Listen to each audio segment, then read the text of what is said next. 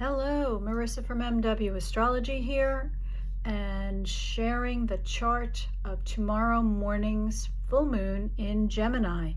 Guys, this is the last full moon of 2024, so it's an interesting full moon. So it's a full moon because we have the sun at almost 24 degrees of Sagittarius. It's 23:56 minutes of arc.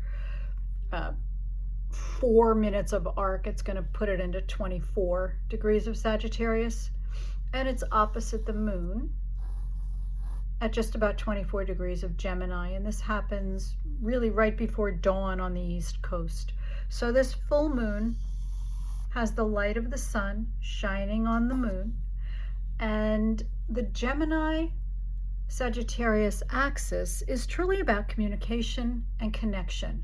We've been in Sagittarius season since the end of November, and Sagittarius is that fire mutable sign, encouraging us to look at our belief systems, encouraging us to recognize important truths about ourselves. At the time of the full moon, it's kind of a turning point, an awareness, a realization of some of the things that perhaps we've been being shown, particularly since Mercury has been retrograde all during, thus far, Sagittarius season. So I'm going to talk about that in a second. But we've had opportunities to review and revise and explore our belief systems, explore our morals, our ethics, the bigger picture that we found our life on, and how we express it, what's true for us, and what perhaps is not actually true for us any longer, and yet we're grasping and holding on to it because either we're not aware that we've grown beyond it, or that it's scary to let go of these old beliefs that we've been carrying around for long periods of time.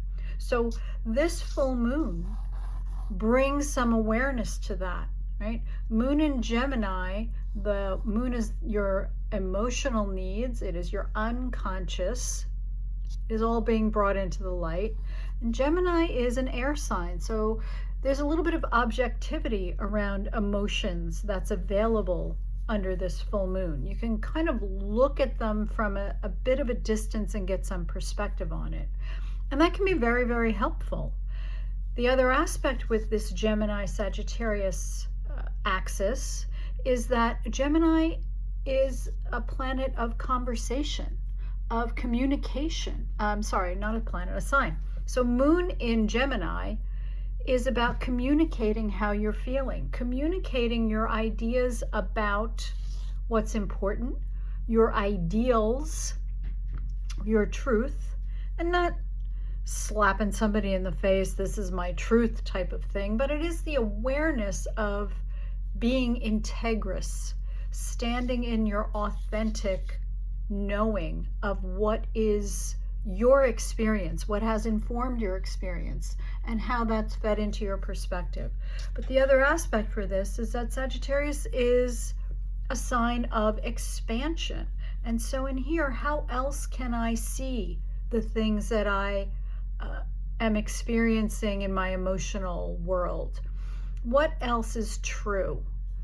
Can I go beyond the limits that perhaps I have imposed upon myself? Can I have conversations with different people, with different ideas? Can I entertain them, invite them in?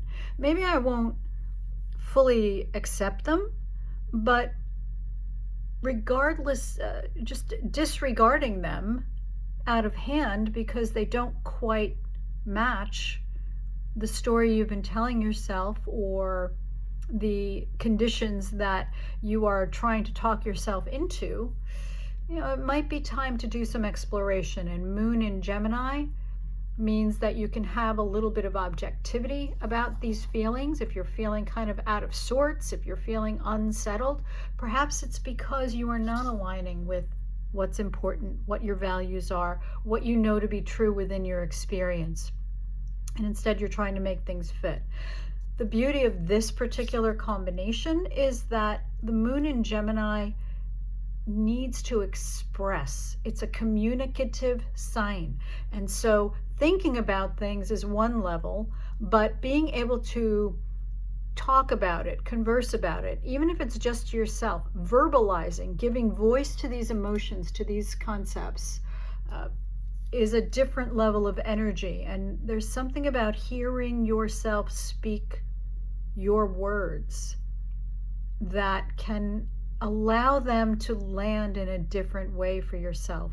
Plus, with Gemini, we want to build connection. We want to build community. This is not about the lone wolf anymore, and that kind of supports the Pluto in Aquarius, building groups and community, right? Because for the next 20 years, Pluto in Aquarius, that's going to be the theme, transformation of humanity into one that is supportive of each other, not so hierarchical. Hierarchy is Capricorn's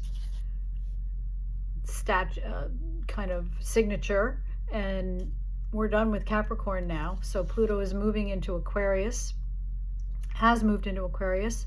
So it's about community, it's about humanity, it's about joining together, grassroots efforts, not top down. So speaking about that, seeing how you feel about that, considering your truth about it, your morality about it, that's the theme here. But the sticky wicket, as it were, is that Neptune at 27 Pisces is forming a T-square. So it's a pretty tight T-square, right? And Neptune is finishing up its transit through Pisces. It's been there for about 14 years. Early in 2025, it will move into Aries along with Saturn. There's a lot of planetary shifting that's going to be happening in 2025, 2026. So it's a time of transition, and we'll probably feel a bit unsettled as these energies complete one aspect and move into the next phase of life. That being said, for this, we have the sun, which is your purpose, how you express your light, as it were. The moon, which is your emotional nature and your unconscious and your needs for nurturing and caring for yourself, right? And so the moon is the emotions, and the sun is how you express your purpose, your drive. So it's kind of the physical. And we're T-squaring into Neptune in Pisces, which is all about the spiritual. Neptune is a spiritual planet. Pisces is a spiritual sign. Like it or not, there is something bigger than you going on here that you are a part of. And this Neptune T-square is saying, you've got to bring me in.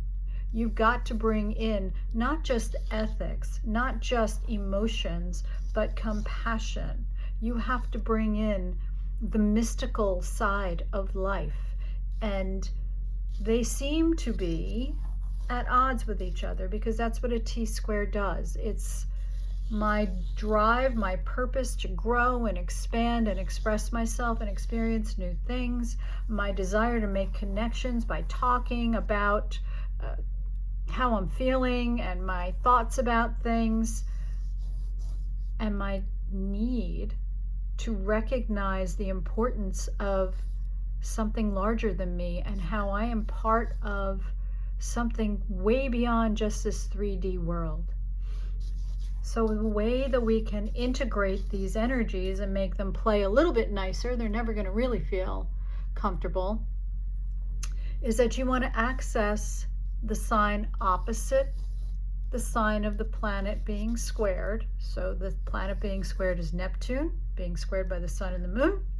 The sign is Pisces. The sign opposite is Virgo.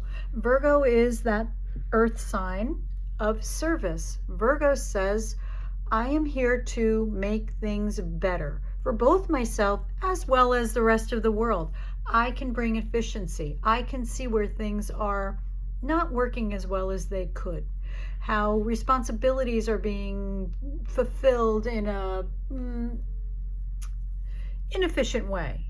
So accessing your Virgo, and we all have some Virgo, what small things can you start to do that offer value, that reflect what matters to you, that are compassionate to yourself as well as others, because Pisces is about compassion, but that also add value, that are also an improvement, because that's how Virgo operates. That's how Virgo allows all the compassion and the higher idealism to be applied to the world, to your life in a practical way, right? It's wonderful to have these ideals, but if they're gossamer things that you feel are meant to stay in the dream state and couldn't really survive in the harsh reality of the world, that's where you want to access your Virgo. That's the ticket, to be able to apply these beautiful things to the world, and in so doing, you help shift it. So you really don't have much to lose. Begin by thinking about, talking about, conversing, actually integrating the information that you got while Mercury was retrograde. Mercury will be going direct a few hours after this exact full moon, and so that energy of communication, of information processing, is now going to be forward moving again. This is a beautiful opportunity to start to give voice to your thoughts, your feelings, your beliefs, to see where they are aligned and where they are perhaps out of alignment, and then to take your compassion, your practical spirituality, your awareness of wanting to be of service, to make things better, and offer your gifts to the world in your way. And it doesn't have to be huge. It can be tiny little things that you choose to make a little bit nicer for someone. So I hope this was helpful. Mars is still retrograde. Take your time. Don't get into arguments if you don't have to.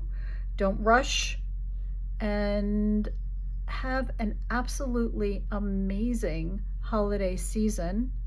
I will talk to you soon. Oh, and if you would like to get written posts directly to your email, please subscribe to my Substack, and you can do that through the website mwastrology.com. So thanks for your time. Take good care.